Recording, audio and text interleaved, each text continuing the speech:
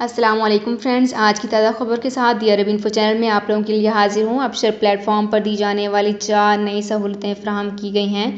سعودی وزارت داخلہ نے ابشر پلیٹ فارم کے ذریعے ملنے والی سروسز میں 4 سہولتوں کا اضافہ کیا ہے۔ وزیر داخلہ شہزادہ عبدالعزیز بن سعود وزارت داخلہ اور اس کے ماتحت اداروں سے متعلق تمام امور آن لائن کرانے کا عزم رکھتے ہیں۔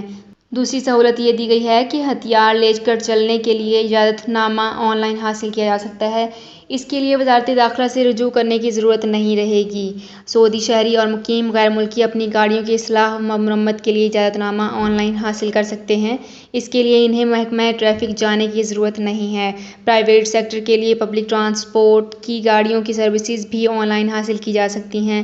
اس کے لیے بھی دفاتر سے رجوع نہیں کرنا پڑے گا۔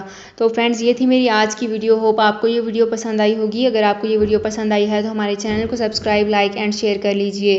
تو فرینڈز، ملتے ہیں ایک نئی ویڈیو میں بالکل نئی اپڈیٹ کے ساتھ۔ اپنا بہت خیال رکھیے گا۔ اللہ حافظ۔